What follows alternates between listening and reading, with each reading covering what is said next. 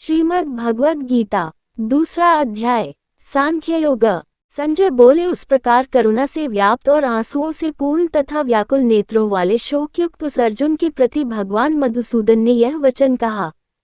श्री भगवान बोले, हे अर्जुन, तुझे इस असमय में यह मोह किस हेतु से प्राप्त हुआ? क्योंकि न तो ये श्रेष्ठ पुरुषों द्वारा आचरित है, न स्वर्ग को देने वाला है और न कीर्ति को करने वाला ही है। इसलिए हे अर्जुन, नपुंसकता को मत प्राप्त हो, तुझमें यह उचित नहीं जान पड़ती। हे परंतप, हृदय की तुच्छ दुर्बलता को त्याग कर युद्ध के लिए खड़ा हो जा। अर्जुन बोले, हे मधुसूदन, मैं रणभूमि में किस प्रकार बाणों से भीष्म पितामह और द्रोणाचार्य के विरुद्ध लड़ूंगा? क्योंकि हे अरिसूदन, वे दोनों ही पूजनीय हैं। इसलिए इन महानुभाव गुरुजनों को न मारकर मैं इस लोक में भिक्षा का अन्न भी खाना कल्याणकारक समझता हूँ, क्योंकि गुरुजनों को मारकर भी इस लोक में रुधिर से सने हुए अर्थ और कामरूप भोगों को ही तो भोगूंगा। हम ये भी नहीं जानते कि हमारे लिए युद्ध करना और न करना इन दोनों में से कौन सा श्रेष्ठ है, अथवा ये भी नहीं जानते कि उन्हें हम जीतेंगे या हमको वे जीतेंगे। और जिनको मारकर हम जीना भी नहीं चाहते, वे ही हमारे आत्मीय धृतराष्ट्र के पुत्र हमारे मुकाबले में खड़े हैं। इसलिए कायरता रूप दोष से उपहत हुए स्वभाव वाला तथा धर्म के विषय में मोहित चित हुआ मैं आपसे पूछता हूँ कि जो साधन निश्चित कल्याणकारक हो वह मेरे लिए कहिए, क्योंकि मैं आपका शिष्य हूँ। इसलिए आपके शरण हुए मुझको शिक्षा दीजिए। क्योंकि भूमि में निष्कंटक धन धान्य संपन्न राज्य को और देवताओं के स्वामित्व को प्राप्त होकर भी मैं उस उपाय को नहीं देखता हूँ जो मेरी इंद्रियों के सुखाने वाले शोक को दूर कर सके।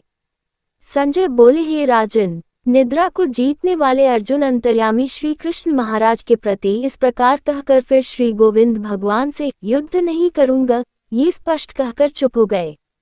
हे भरतवंशी धृतराष्ट्र, अंतर्यामी श्री कृष्ण महाराज दोनों सेनाओं के बीच में शोक करते हुए उस अर्जुन को हंसते हुए से यह वचन बोले। श्री भगवान बोले, हे अर्जुन, तू न शोक करने योग्य मनुष्यों के लिए शोक करता है और पंडितों के से वचनों को कहता है, परंतु जिनके प्राण चले गए हैं उनके लिए और जिनके प्राण नहीं गए हैं उनके लिए भी पंडित जन शोक नहीं करते। न तो ऐसा ही है कि मैं किसी काल में नहीं था, तू नहीं था, अथवा ये राजा लोग नहीं थे, और न ऐसा ही है कि इससे आगे हम सब नहीं रहेंगे। जैसे जीवात्मा की इस देह में बालकपन, जवानी और वृद्धावस्था होती है, वैसे ही अन्य शरीर की प्राप्ति होती है, उस विषय में धीर पुरुष मोहित नहीं होता। हे कुतिपुत्र, सर्दी गर्मी और सुख दुख को देने वाले इंद्रियों और विषयों के संयोग तो उत्पत्ति विनाशशील और अनित्य हैं। इसलिए हे भारत, उनको तू सहन कर, क्योंकि हे पुरुष श्रेष्ठ, दुख सुख को समान समझने वाले जिस धीर पुरुष को ये इंद्रियों और विषयों के संयोग व्याकुल नहीं करते, वह मोक्ष के योग्य होता है। असत वस्तु की तो सत्ता नहीं है और सत का अभाव नहीं है। इस प्रकार इन दोनों का ही तत्व तत्वज्ञानी पुरुषों द्वारा देखा गया है। नाशरित तो तू उसको जान जिससे ये संपूर्ण जगत दृश्यवर्ग व्याप्त है। इस अविनाशी का विनाश करने में कोई भी समर्थ नहीं है। इस नाशरहित अप्रमेय नित्य स्वरूप जीवात्मा के ये सब शरीर नाशवान कहे गए हैं। इसलिए हे भरतवंशी अर्जुन, तू युद्ध कर। जो इस आत्मा को मारने वाला समझता है तथा जो इसको मरा मानता है, वे दोनों ही नहीं जानते, क्योंकि यह आत्मा वास्तव में न तो किसी को मारता है और न किसी द्वारा मारा जाता है। यह आत्मा किसी काल में भी न तो जन्मता है और न मरता ही है, तथा न यह उत्पन्न होकर फिर होने वाला ही है, क्योंकि यह अजन्मा, नित्य, सनातन और पुरातन है। शरीर के मारे जाने पर भी यह नहीं मारा जाता। हे पृथापुत्र अर्जुन, जो पुरुष इस आत्मा को नाशरहित, नित्य, अजन्मा और अव्यय जानता है, वह पुरुष कैसे किसको मरवाता है और कैसे किसको मारता है।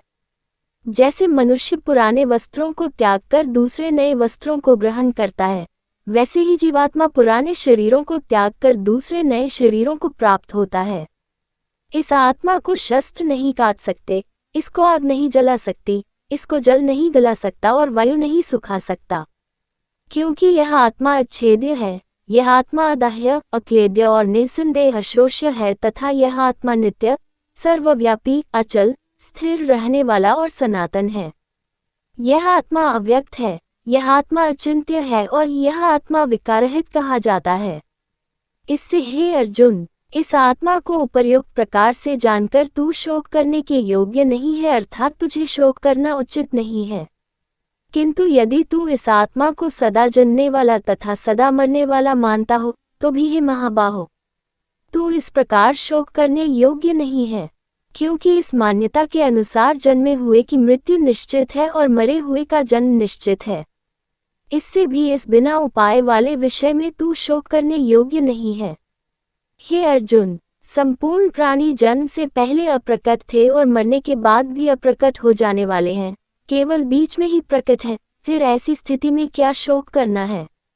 कोई एक महापुरुष ही इस आत्मा को आश्चर्य की भांति देखता है और वैसे ही दूसरा कोई महापुरुष ही इसके तत्व का आश्चर्य की भांति वर्णन करता है तथा दूसरा कोई अधिकारी पुरुष ही इसे आश्चर्य की भांति सुनता है और कोई तो सुनकर भी इसको नहीं जानता। हे अर्जुन, यह आत्मा सबके शरीर में सदा ही अवध्यत, जिसका वध नहीं किया जा सके है। इस कारण संपूर्ण प्राणियों के लिए तू शोक करने योग्य नहीं है तथा अपने धर्म को देखकर भी तू भय करने योग्य नहीं है, अर्थात तुझे भय नहीं करना चाहिए, क्योंकि क्षत्रिय के लिए धर्मयुक्त युद्ध से बढ़कर दूसरा कोई कल्याणकारी कर्तव्य नहीं है। हे पार्थ, अपने आप प्राप्त हुए और खुले हुए स्वर्ग के द्वार रूप इस प्रकार के युद्ध को भाग्यवान क्षत्रिय लोग ही पाते हैं। किंतु यदि तू इस धर्मयुक्त युद्ध को नहीं करेगा तो स्वधर्म और कीर्ति को खोकर पाप को प्राप्त होगा तथा सब लोग तेरी बहुत काल तक रहने वाली अपकीर्ति का भी कथन करेंगे और माननीय पुरुष के लिए अपकीर्ति मरण से भी बढ़कर है। और जिनकी दृष्टि में तू पहले बहुत सम्मानित होकर अब लघुता को प्राप्त होगा, वे महारथी लोग तुझे भय के कारण युद्ध से हटा हुआ मानेंगे। तेरे वैरी लोग तेरे सामर्थ्य की निंदा करते हुए तुझे बहुत से न कहने योग्य वचन भी कहेंगे। उससे अधिक दुख और क्या होगा? या तो तू युद्ध में मारा जाकर स्वर्ग को प्राप्त होगा अथवा संग्राम में जीतकर पृथ्वी का राज्य भोगेगा। इस कारण हे अर्जुन, तू युद्ध के लिए निश्चय करके खड़ा हो जा। जय पराजय, लाभ हानि और सुख दुख को समान समझकर उसके बाद युद्ध के लिए तैयार हो जा। इस प्रकार युद्ध करने से तू पाप को नहीं प्राप्त होगा। हे पार्थ, ये बुद्धि तेरे लिए ज्ञानयोग के विषय में कही गई और अब तू इसको कर्मयोग के अध्याय 3 श्लोक 3 की टिप्पणी में इसका विस्तार देखें। विषय में सुन, जिस बुद्धि से युक्त हुआ तू कर्मों के बंधन को भली भांति त्याग देगा, अर्थात सर्वथा नष्ट कर डालेगा। इस कर्मयोग में आरंभ का अर्थात बीज का नाश नहीं है और उल्टा फलरूप दोष भी नहीं है, बल्कि इस कर्मयोग रूप धर्म का थोड़ा सा भी साधन जन्म मृत्यु रूप महान भय से रक्षा कर लेता है। हे अर्जुन, इस कर्मयोग में निश्चयात्मिका बुद्धि एक ही होती है, किंतु अस्थिर विचार वाले विवेकहीन सकौम मनुष्यों की बुद्धियां निश्चय ही बहुत भेदों वाली और अनंत होती हैं। हे अर्जुन, जो भोगों में तन्मय हो रहे हैं, जो कर्मफल के प्रशंसक वेदवाक्यों में ही प्रीति रखते हैं, जिनकी बुद्धि में स्वर्ग ही परम प्राप्य वस्तु है और जो स्वर्ग से बढ़कर दूसरी कोई वस्तु ही नहीं है ऐसा कहने वाले हैं, वे अविवेकी जन इस प्रकार की जिस पुष्पित अर्थात दिखाओ शोभायुक्त वाणी को कहा करते हैं, जो कि जन्म रूप कर्मफल देने वाली एवं भोग तथा ऐश्वर्य की प्राप्ति के लिए नाना प्रकार की बहुत सी क्रियाओं का वर्णन करने वाली है, उस वाणी द्वारा जिनका चित्त हर लिया गया है, जो भोग और ऐश्वर्य में अत्यंत आसक्त हैं, उन पुरुषों की परमात्मा में निश्चयात्मिका बुद्धि नहीं होती। हे अर्जुन, वेद उपर्युक्त प्रकार से तीनों गुणों के कार्य रूप समस्त भोगों एवं उनके साधनों का प्रतिपादन करने वाले हैं, इसलिए तू उन भोगों एवं उनके साधनों में आसक्तिहीन, हर्ष शोकादि द्वंद्वों से रहित नित्य वस्तु परमात्मा में स्थित योग अप्राप्त की प्राप्ति का नाम योग है। क्षेम प्राप्त वस्तु की रक्षा का नाम क्षेम है। को न चाहने वाला और स्वाधीन अंतःकरण वाला हो, सब ओर से परिपूर्ण जलाशय के प्राप्त हो जाने पर छोटे जलाशय में मनुष्य का जितना प्रयोजन रहता है, ब्रह्म को तत्व से जानने वाले ब्राह्मण का समस्त वेदों में उतना ही प्रयोजन रह जाता है।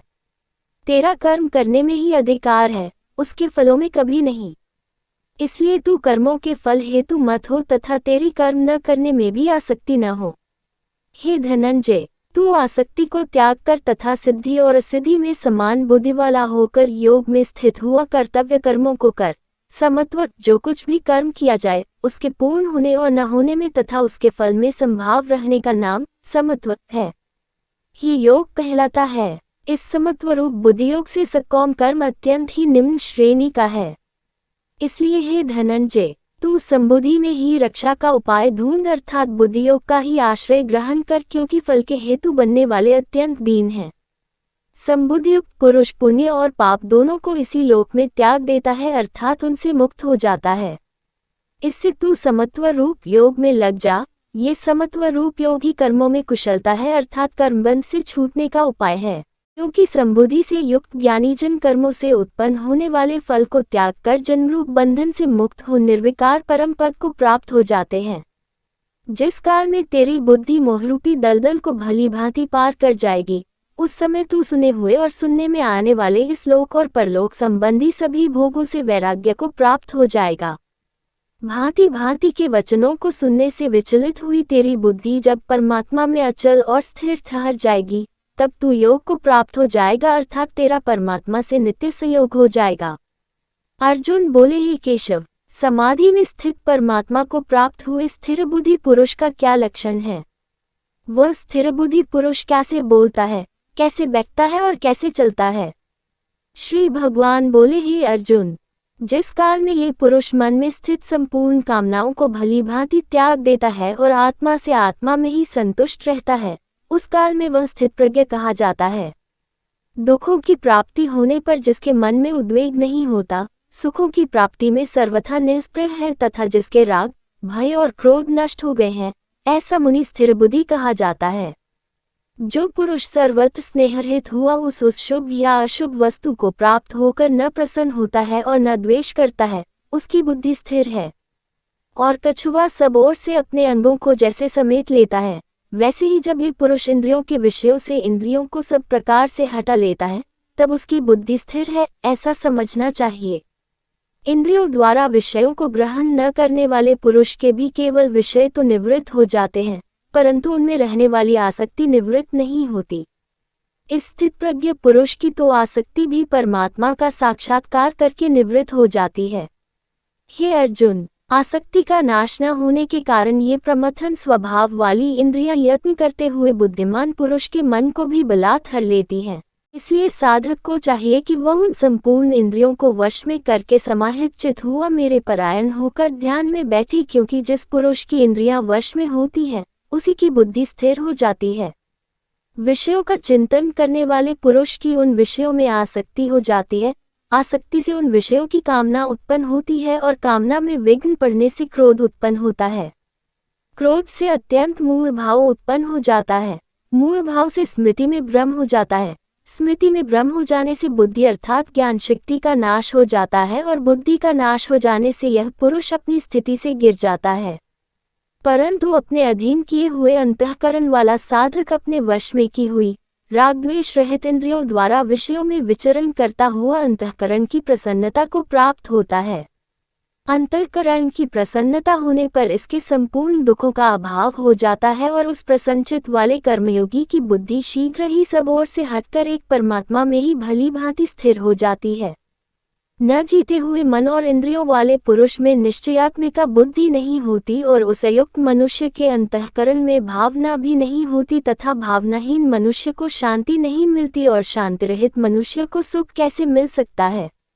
क्योंकि जैसे जल में चलने वाली नाव को वायु हर लेती है, वैसे ही विषयों में विचरती हुई इंद्रियों में से मन जिस इंद्रिय के साथ रहता है, वह एक ही इंद्रिय संयुक्त पुरुष की बुद्धि को हर लेती है।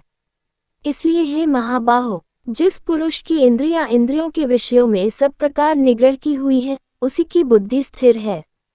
संपूर्ण प्राणियों के लिए जो रात्रि के समान है, उस नित्य ज्ञानस्वरूप परमानंद की प्राप्ति में स्थित प्रज्ञ योगी जागता है और जिस नाशवान सांसारिक सुख की प्राप्ति में सब प्राणी जागते हैं, परमात्मा के तत्व को जानने वाले मुनि के लिए वह रात्रि के समान है। जैसे नाना नदियों के जल सब ओर से परिपूर्ण अचल प्रतिष्ठा वाले समुद्र में उसको विचलित न करते हुए ही समा जाते हैं, वैसे ही सब भोग जिस स्थितप्रज्ञ पुरुष में किसी प्रकार का विकार उत्पन्न किए बिना ही समा जाते हैं, वही पुरुष परम शांति को प्राप्त होता है, भोगों को चाहने वाला नहीं। जो पुरुष संपूर्ण कामनाओं को त्याग कर ममता रहित, अहंकार रहित और स्पृहा रहित हुआ विचरता है, वही शांति को प्राप्त होता है, अर्थात वह शांति को प्राप्त है। हे अर्जुन, ये ब्रह्म को प्राप्त हुए पुरुष की स्थिति है। इसको प्राप्त होकर योगी कभी मोहित नहीं होता और अंतकाल में भी इस ब्राह्मी स्थिति में स्थित होकर ब्रह्मानंद को प्राप्त हो जाता है। ओम तत्सदिति श्रीमद्भगवद्गीतासूपनिषत्सु ब्रह्मविद्याया योगशास्त्रे श्रीकृष्णार्जुन संवादे सांख्ययोगो नाम द्वितीयोऽध्यायः।